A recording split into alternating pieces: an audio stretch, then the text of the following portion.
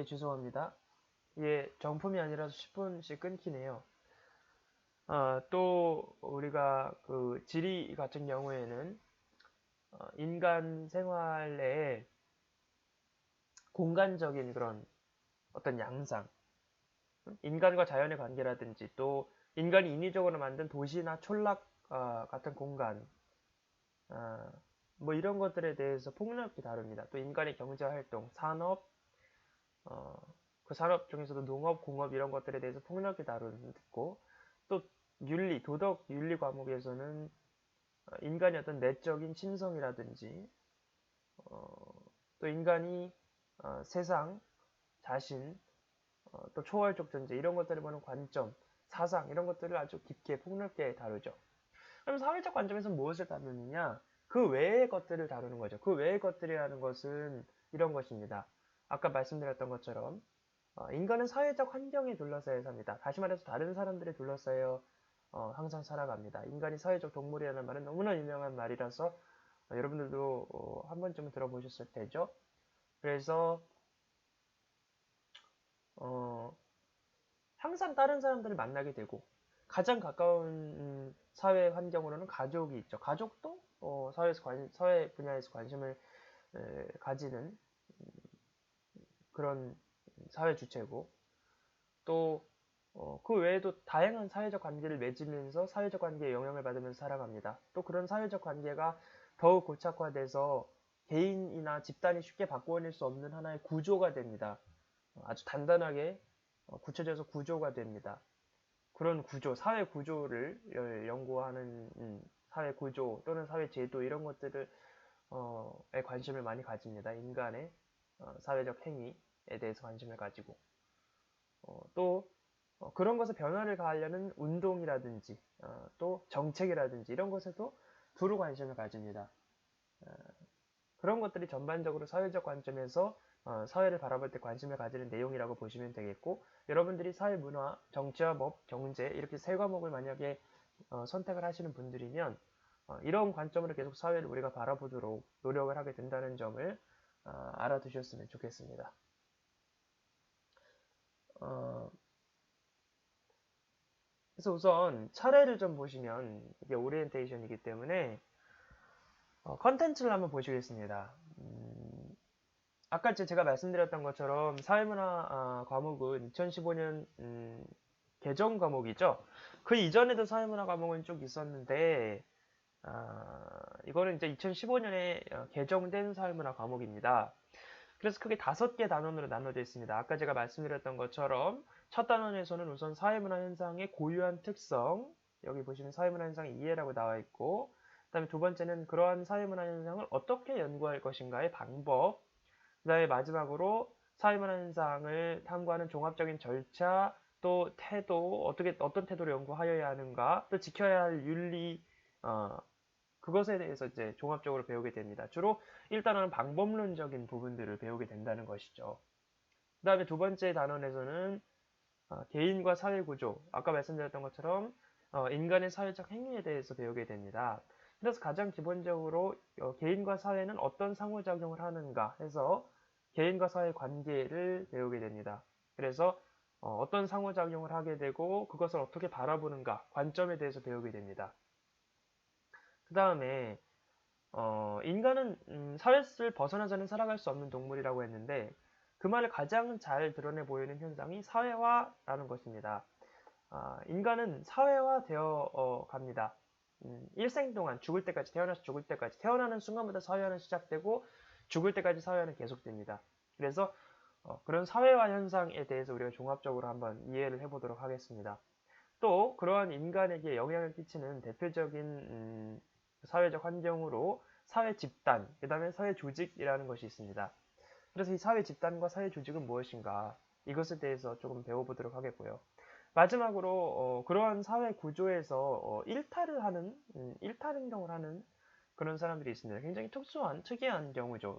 왜냐하면 이 행동은 아까 제가 말씀드렸던 인간은 사회적 동물이라는 명제를 거스르는 그런 행동 양상이라고 볼 수 있습니다. 그래서 굉장히 특이하죠.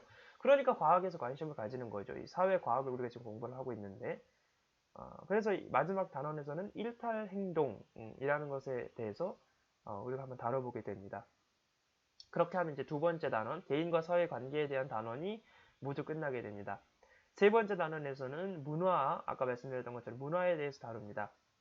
그래서 기본적으로 우리가 문화라는 개념은 무엇이냐, 그 다음에 또 이 문화를 어떻게 볼 수 있느냐, 이것을 배우고, 그 다음에 두 번째는 그럼 실제로 현대사회, 오늘날 우리가 살아가는 사회에서는 어떤 문화 양상, 문화가 어떻게 나타나고 있을까라고 했을 때 그 대표적인 두 가지 문화의 종류, 사회문화와 대중문화에 대해서 다루게 됩니다. 그 다음에 마지막으로는 문화 변동. 문화는 고정적인 게 아닙니다. 사회도 문화도 고정적인 게 아니기 때문에 변동을 합니다. 그런 문화 변동의 원인과 또 실제로 그 문화 변동이 어떻게 일어나고 있는가 양상 이런 것들을 배우게 되고 문화 변동이 순기능만 하는 것이 아니라 역기능도 당연히 하게 되겠죠. 그러한 역기능, 부작용에는 어떤 것이 있고 그에 대한 대처 방안에는 무엇이 있을지에 대해서 우리가 함께 배우게 됩니다. 네 번째 단원, 이 단원이 가장 분량이 많은 단원 중에 하나인데 사회학에서는 사회 계층화 현상, 다시 말해서 쉽게 표현하면은 사람들 사이에 모든 인간은 다 똑같다 그랬는데 현실적으로 아까 말씀드렸던 것처럼 인간이 맞닥뜨리는 어떤 사회 경제적 환경 때문에 서로 층이 나눠지게 돼요. 그리고 그 층은 위계가 그러니까 더 위에 있는 사람과 더 밑에 있는 사람으로 나눠져 있습니다. 그걸 계층이라고 얘기하는데 그 계층에 따라서 우리가 불평등을 겪게 되죠. 그런 불평등 현상에 대한 기본적인 이해를 우리가 첫 단원에서 하게 되고 또 이 현상에 대한 관점에는 어떤 것이 있는가를 배우게 됩니다. 그 다음에 두 번째로는 그런 불평등 현상이 고착화되면 이제 하나의 계층 구조라는 게 만들어지게 되는데 그런 구조의 유형에 어떤 것이 있는지를 우리가 어서 공부를 하고 그 다음에 그 계층 구조 안에서 이동을 할 수 있습니다. 이동을 할 수 있는데 그것을 우리가 사회 이동이라고 하는데 그 사회 이동에는 이라는 것은 무엇이고 어떤 유형인지 그것을 배우게 됩니다. 그 다음에 사회 불평등 양상이라는 게 굉장히 다양한 형태를 보입니다. 그래서 우리가 소수자 차별 문제, 또 성불평등 문제, 대표적으로 빈곤 문제 이렇게 세 가지가 있죠.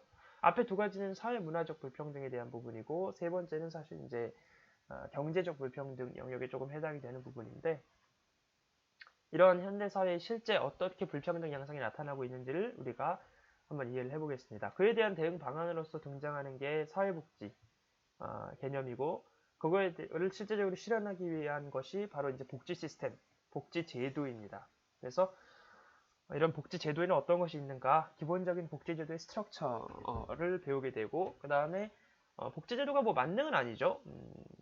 그러니까 그러한 그 복지 제도의 한계라는 건 어떤 게 있을지 또 그걸 극복하려면 어떻게 해야 될지를 끝으로 이 단원을 매듭짓게 됩니다. 마지막 단원은 현대 사회의 사회 변동, 사회 변동에 대해서 우리가 배우게 됩니다. 그래서 뭐 사회 변동에 대한 기본적인 개념 이해를 해야 될 것이고요. 그 다음에 또 하나 이번 2015 개정교육과정에서 새로 들어온 내용인데 사회운동이라는 개념이 들어오게 됩니다. 우리가 예전에는 사회 변동이라는 건